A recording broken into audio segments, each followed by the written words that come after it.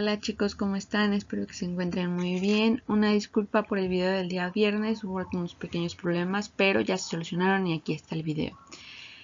Vamos a continuar con nuestro tema, pero antes les informo que para la siguiente sesión ya nos vamos a ver. Entonces vamos a conectarnos de manera habitual. El tema que nos corresponde el día de hoy es vida cotidiana.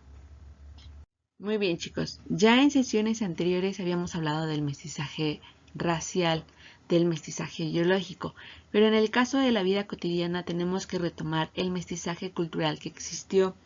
Para ello vamos a tener tres etapas importantes.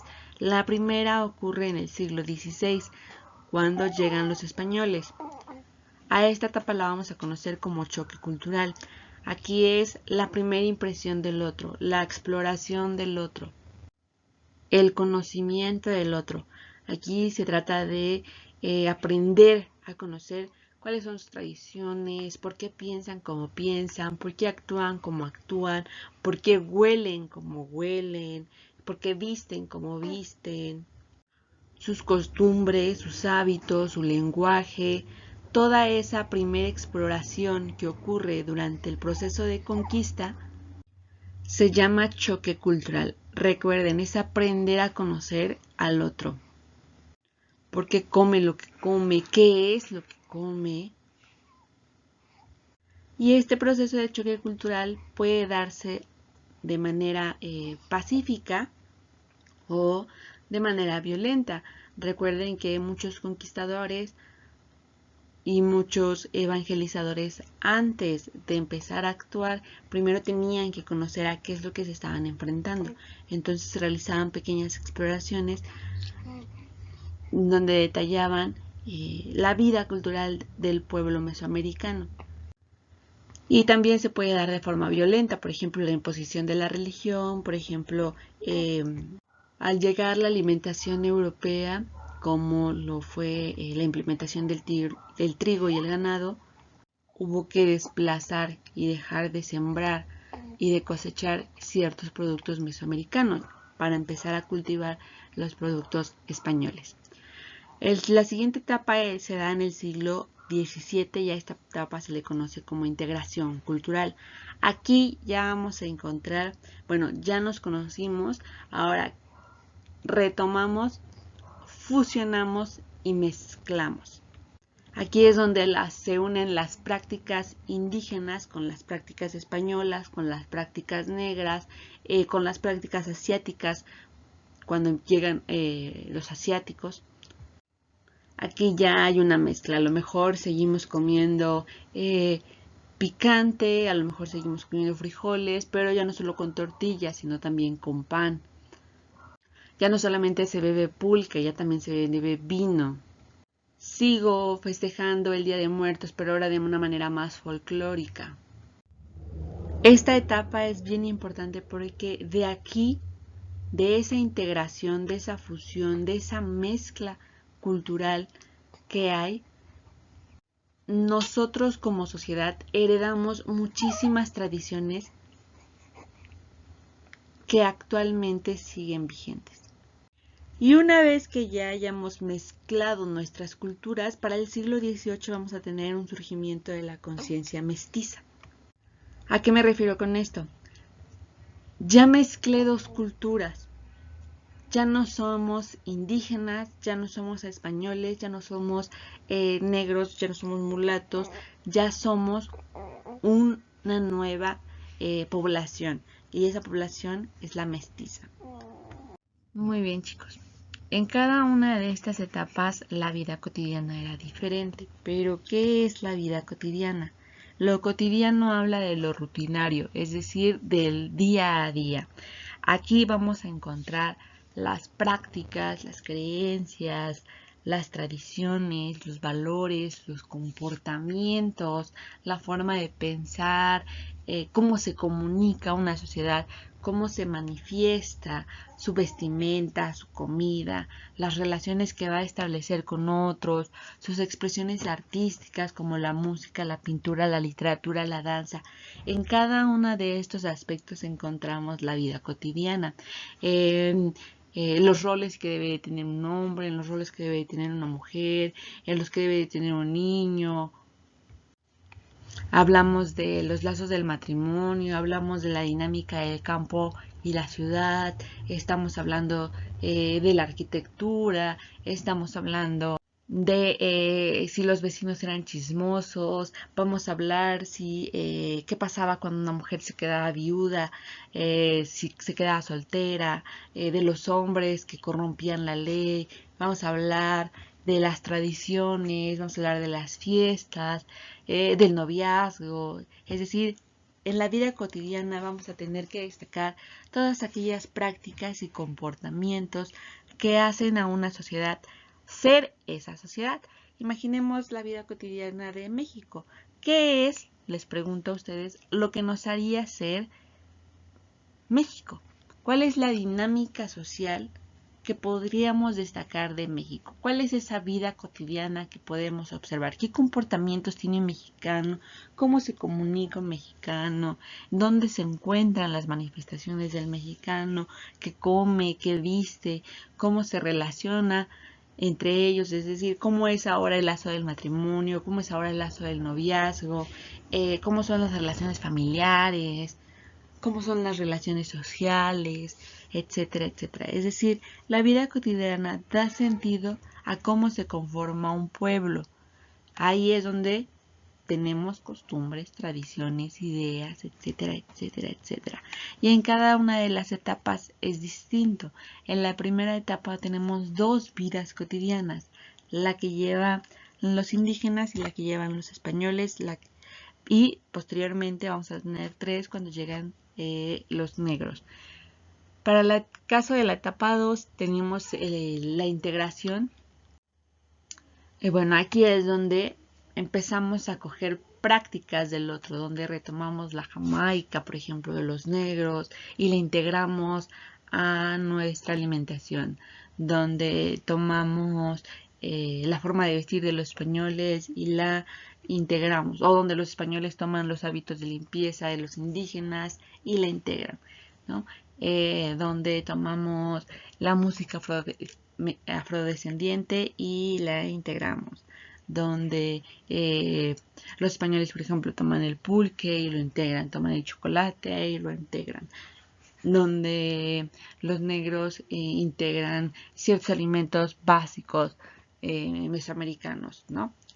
Y bueno, para el caso del siglo XVIII, estas integraciones ya son las manifestaciones de una sociedad, es decir, todo eso que se integró en el siglo pasado, en el siglo XVIII, ya es lo que constituye la Nueva España. Y como les mencioné, esta vida cotidiana la vamos a ver ya con mayor profundidad en las siguientes sesiones, pero vamos a darnos un adelanto. Se encuentra en, por ejemplo, la vestimenta y en el tipo de familias, en las prácticas familiares. Acuérdense que la vestimenta en el inicio mostraba las diferencias sociales que existían entre las clases. ¿Y dónde podemos mostrar esas diferencias sociales? Cuando esta vestimenta salía a la calle, salía a los espacios públicos. Vamos a notar la dinámica familiar. ¿A qué podía tener acceso una familia? ¿A qué no podía tener acceso una familia de acuerdo a su casta y de acuerdo a su posición social? Vamos a también analizar los espacios públicos, las plazas, los mercados, los jardines, las iglesias. Estos espacios que permitían mostrar lo anterior, por ejemplo, la vestimenta, ¿no? Mostrar un lenguaje más simbólico, porque los espacios nos van a permitir observar cómo es que se dividía la sociedad, dónde se encontraban los mulatos, dónde estaban los indígenas, dónde estaban los altatraz, dónde estaban los negros, dónde estaban los tente en el aire, los chinos, los lobo, los jíbaro, ¿no? Es decir, se muestra un lenguaje simbólico, la forma de comunicación de una nación, de un pueblo, de una sociedad, ¿no? Por ejemplo, en estos espacios también se mostraba la riqueza que poseía uno, como, bueno, a través de las joyas que podía cargar uno, de los lugares a los que visitaba.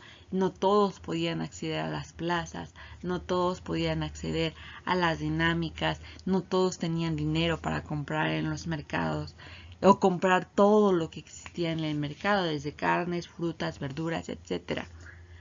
¿A quiénes encontramos en esta dinámica, en estos espacios? Pues a todas las castas, y cada una de ellas cumple una función.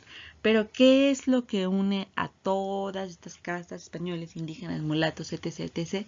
La religión.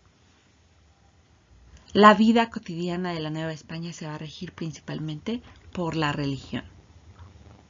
En cuanto a las expresiones artísticas, siendo la religión el sustento de la dinámica social, la mayoría de las pinturas que vamos a observar pertenecen a el ideario religioso, es decir, vamos a encontrar muchísimos santos, vamos a encontrar muchas vírgenes, vamos a encontrar procesos o etapas de la vida de Cristo, de Dios, de algunos santos. También vamos a encontrar dentro de esa expresión artística pues retratos o pinturas de la vida cotidiana, paisajes, pero son muy raros. La mayoría de la pintura y la creación artística que se da tanto de escultura, pintura y música es sacra, es arte sacro, es decir, es arte religioso. También, como no, vamos a analizar las fiestas, las plazas, vamos a encontrar las peleas de gallos, las corridas de toro, las peregrinaciones. Recuerden que la mayor parte de la vida cotidiana es religiosa, entonces la mayoría de las fiestas corresponden a cómo eran los bautizos, cómo se dan los matrimonios, las primeras comuniones, las peregrinaciones, las tradiciones a los santos, las fiestas patronales. Sí, vamos a ver las fiestas, pero quiero decirles de una vez que la mayoría de ellas corresponde a la dinámica religiosa, a las fiestas patronales, municipales, etcétera, etcétera, etcétera. Y bueno, también y por último vamos a hablar de las relaciones que existían dentro de la Nueva España, ¿no? La mayor parte de estas relaciones se regían nuevamente no solo por la religión, sino por la moral y el pudor que existía en la Nueva España. Vamos a ver cómo es que se casaban, no era como ahora que ustedes pueden tener 1, 2, 3 novios al mismo tiempo, o tener primero un novio, luego otro. Conocer para saber si quiero casarme, si no quiero casarme. Bueno, en estas ideas que hoy existen, si quiero tener hijos, si no quiero tener hijos, no existían en la Nueva España. La mayoría de matrimonios terminaba en noviazgo. Sí existían las uniones libres, pero estas uniones van a ser perseguidas por las oficialías eclesiásticas. Van a ser perseguidas y condenadas. No era bien visto.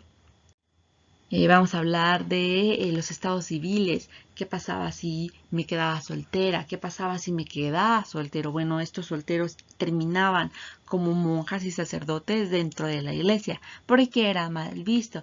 ¿Qué pasaba con las viudas? ¿Qué pasaba con los viudos? Bueno, sobre todo si eran hombres, podían acceder a un nuevo matrimonio.